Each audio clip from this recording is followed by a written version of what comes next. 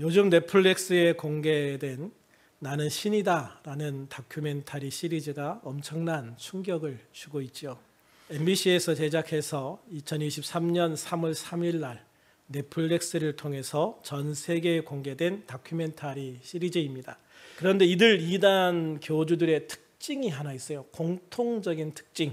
바로 자신이 메시아 또는 하나님, 자신이 신이다 라고 사람들에게 주장하고 그렇게 유혹하고 현혹하는 거죠.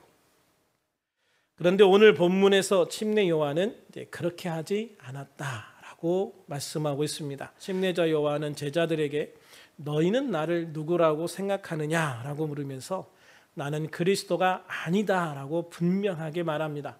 본문 25절 같이 한번 읽어볼까요? 시작.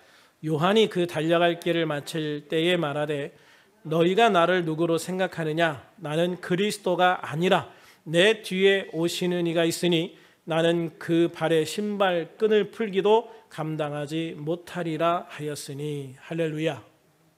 당시 사람들에게 광야에서 회개할 것을 촉구하며 침례를 주던 이 요한은 대단한 인기를 끌고 있었습니다. 사람들은 광야로 요한을 찾아 몰려들었죠.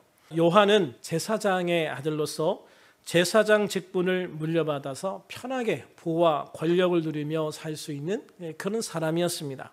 그럼에도 그는 소년기에 광야로 나가서 낙타 가죽옷을 입고 야생 꿀과 메뚜기를 먹으며 생활하다가 30살부터 사람들에게 회개하라라고 선포하면서 회개의 표시로 침례를 받으라라고 외쳤습니다. 이러한 침례 요한의 모습은 마치 엘리야를 연상시켰다라고 그래요. 그래서 사람들은 엘리야 선지자를 본 듯한 이 침례 요한을 보기 위해서 그리고 그 메시지를 듣고 침례를 받기 위해서 광야로 몰려들었습니다. 이런 침례 요한은요, 충분히 자신이 메시아라고 주장을 할 수가 있었습니다. 만약 그랬다면 수많은 사람들이 요한을 따랐을 거예요. 그러면 그렇게 비참하게 순교를 당하지 않을 수도 있지 않았을까라는 생각을 합니다.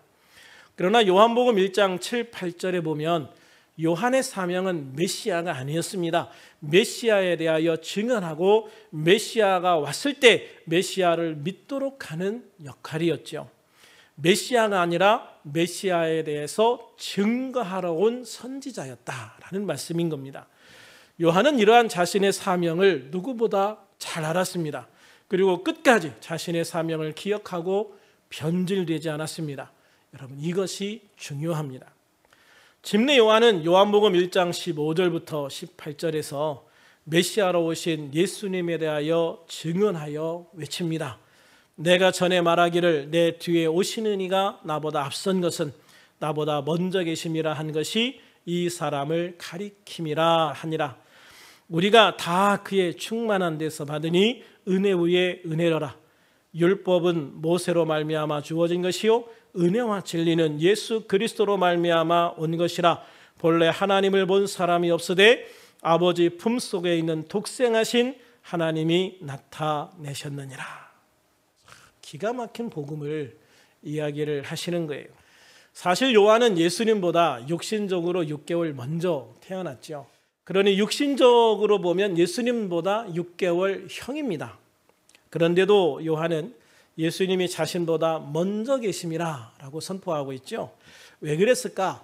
메시아이신 예수님은 하나님의 아들이시고 하나님이시라는 것을 분명히 알고 있었기 때문이죠. 그렇습니다. 우리가 내가 누구이고 나는 하나님과 어떤 관계인가, 예수님과 나는 어떤 관계인가를 정확하게 알고 이해하게 되면 우리는 하나님 안에서 내 자신의 위치를 지키고 사명을 감당할 수 있는 하나님의 백성이 될 수가 있습니다. 그리고 그런 이단에 빠지지도 않을 수가 있는 것이죠. 그래서 유대인들이 예루살렘에서 제사장들과 레위인들을 보내서 내가 누구냐라고 물을 때 분명하게 대답할 수가 있었던 거예요. 요한복음 1장 20절부터 23절까지를 같이 한번 읽어봅니다. 시작. 요한이 드러내어 말하고 숨기지 아니하니 드러내야 하는 말이 나는 그리스도가 아니라 한데 또 묻되 그러면 누구냐? 내가 엘리야냐? 이르되 나는 아니라. 또 묻되 내가 그 선지자냐? 대답하되 아니라. 또 말하되 누구냐? 우리를 보낸 이들에게 대답하게 하라. 너는 내게 대하여 무엇이라 하느냐?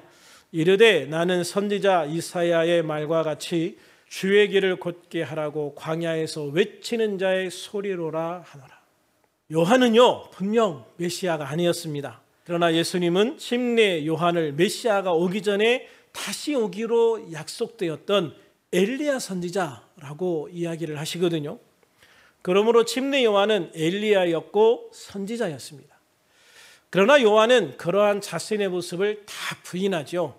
나는 엘리야도 아니고 선지자도 아니다, 이렇게 이야기를 해요. 왜 그러셨을까? 그것은 자신이 이 땅에서 온 한 가지 이유, 그것을 강조하기 위해서였습니다.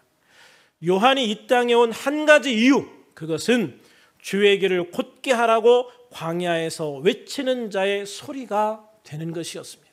즉 사람들을 회개하게 시켜서 그 회개한 사람들이 메시아이신 예수님이 오셨을 때 그 예수님을 믿고 예수님을 통해서 구원받을 수 있도록 사전 작업을 하는 것이다 라고 말씀하고 있는 것이죠.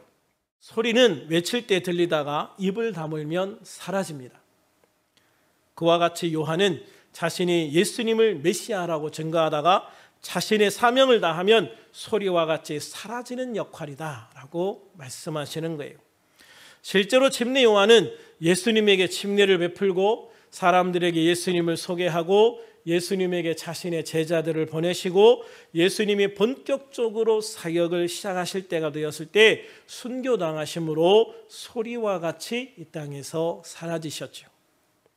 침례 요한이 자신은 메시아도 아니고 엘리야도 아니고 선지자도 아니라 한 말을 들은 이 유대인들은 그러면 내가 무슨 자격으로 침례를 주느냐라고 묻습니다. 그때 침례 요한이 대답한 말이 요한복음 26장과 27절에 있습니다. 같이 읽어볼까요? 시작. 요한이 대답하되 나는 물로 침례를 베풀거니와 너희 가운데 너희가 알지 못하는 한 사람이 섰으니 곧 내 뒤에 오시는 그이라. 나는 그의 신발끈을 풀기도 감당하지 못하겠노라 하더라. 아멘. 그렇습니다. 침례 요한은 자신이 침례를 주는 자격에 대해서 묻는 유대인들에게 자신의 뒤에 오실 메시아에 대해서 증거하고 있는 거예요. 내 길을 따라 메시아가 오실 것이다. 그러니 나는 이 회개의 침례를 줄 충분한 자격이 있다라고 우회적으로 이야기를 하고 있는 거예요. 그래서 침례 요한은 자신의 뒤에 오실 메시아에 대해서 말씀하시면서 그 메시아 앞에 자신은 메시아의 신발끈을 풀기도 감당하지 못할 존재다라고 이야기를 해요. 나는 메시아에 비하면 너무 비천한, 너무 작은 존재일 뿐이다 라고 말씀을 하는 거죠. 이스라엘에서 집에 손님이 왔을 때 신발끈을 풀고 발을 씻기는 사람이 있어요. 그 집에서 가장 낮고 비천한 종의 역할입니다. 지금 자신이 그 메시아가 오실 때를 준비하기 위해서 사람들에게 회개를 전파하고 침례를 주고 있지만 예수님과 나는 이렇게 분명한 차이가 나는 존재이다 라고 말씀을 하고 있는 거예요. 여러분, 이게 굉장히 중요한 거예요. 나와 예수님의 차이를 알아야 돼요. 예수님은 나의 주인이시고 나는 예수님의 종이라는 것을 분명히 기억해야 하는 것이죠. 하나님은 창조주이시고 나는 피조물에 불과할 뿐이라는 것을 분명히 기억하고 있어야 되는 거예요. 하나님은 당신의 아들 예수 그리스도를 이 땅에 보내셔서 우리를 구원하신 전능하신 하나님이시고 구원자 하나님이시지만 우리는 단지 그 은혜를 인하여, 우리는 하나님의 그 사랑과 은혜를 인하여 정말 주님의 그 은혜로 인하여 구원받은 존재에 불과하다. 내가 누구를 구원할 수 있는 존재가 아니다. 내가 누구를 구원시킬 만한 존재가 아니다. 나는 그 하나님의 은혜에 의해서 구원을 받았을 뿐 모든 것은 하나님의 은혜이고 하나님이 하신 일이고 나는 그분의 종이고 그분의 백성일 뿐이다라는 분명한 고백을 할 수 있어야 한다는 것이죠. 그런데 이단들은 대개 왜 이단들이 되어집니까? 그 차이를 이해하지 못하기 때문이죠. 그것을 생각하지 못하는 교만함이 오기 때문입니다. 그래서 예수님은 누가복음 7장 28절에서 여자가 낳은 자 중에 요한보다 큰 자가 없다라고 말씀을 하셔요. 왜 그랬을까? 그가 충분히 교만할 수 있는 그런 모든 여건들이 있었지만 그럼에도 불구하고 오직 메시아만을 위해서 하나님이 주신 그 사명을 다하기 위해서 스스로 순교를 당하면서 그 사명을 감당한 사람이었기 때문이에요. 그래서 여러분, 요한과 같은, 침례 요한과 같은 사람이 돼야 돼요. 우리가 메시아이신 예수님을 따르면서 예수님 앞에 살아가면서 요한과 같은 생각을 가지고 살아가야 돼요. 그래서 우리는 주님 앞에서 항상 나는 다만 종일 뿐입니다 라는 고백을 하면서 주님을 따라가는 백성이 되어져야 된다고 하는 것이죠. 그런데 세상에는 자신을 스스로 높여 하나님이라 착각하는 자들이 있고 또는 스스로를 메시아 또는 다시 오신 예수라 주장하는 사람들이 있는 겁니다. 하나님 보시기에 그들은 사탄과 똑같은 존재들이에요. 세상에서 가장 아름다운 천사가 어떻게 사탄이 되어집니까? 이사야 14장 12절부터 14절에 나오는데요. 같이 한번 읽어볼까요? 시작. 너 아침의 아들 계명성이여 어찌 그리 하늘에서 떨어졌으며 너 열국을 엎은 자여 어찌 그리 땅에 찍혔는고 내가 내 마음에 이르기를 내가 하늘에 올라 하나님의 뭇별 위에 내 자리를 높이리라 내가 북극 지폐의 산 위에 앉으리라 가장 높은 구름에 올라가 지극히 높은 이와 같아지리라 하는도다. 그렇습니다. 사탄은요 아침의 아들 계명성이라고 불렸어요. 왜 계명성이라고 부르냐면 아름답기 때문이었어요. 이 계명성을 우리말로 하면 금성입니다. 금성. 이 금성이 새벽이나 밤에 이렇게 보면 가장 밝게 빛나는 별 중에 하나예요. 그랬던 그가 스스로 자신을 높이고 싶어 합니다. 그래서 하나님의 뭇별 위에 자신의 자리를 높이리라 라고 선포합니다. 하나님보다 더 높아지겠다고 선포하는 거예요. 그런 교만으로 인해서 자신을 추종하는 자들과 함께 천국에서 쫓겨나서 사탄이 되고 귀신이 되었습니다. 그러므로 스스로를 높여 하나님이라 그리스도라 재림 예수라 하는 자들은 사탄과 똑같은 자들입니다. 벌도 사탄과 똑같은 벌을 받게 되어질 겁니다. 그러므로 그들이 가야 할 곳은 영원한 지옥밖에 없는 거예요. 그들을 추종하고 따르는 자들 역시 영원한 지옥으로 가게 되어질 겁니다. 그러므로 우리들은 침례 요한과 같이 자신의 위치를 알아야 합니다. 하나님이 주신 사명이 무엇인지를 알아야 합니다. 그리고 그 사명을 감당하기 위해서 겸손하게 주님의 길을 기도하며 가야 하는 겁니다. 그럴 때 주님의 치유가 임합니다. 그럴 때 주님의 회복이 주어지죠. 그럴 때 주님의 은혜가 주어집니다. 그럴 때 주님의 능력이 함께합니다.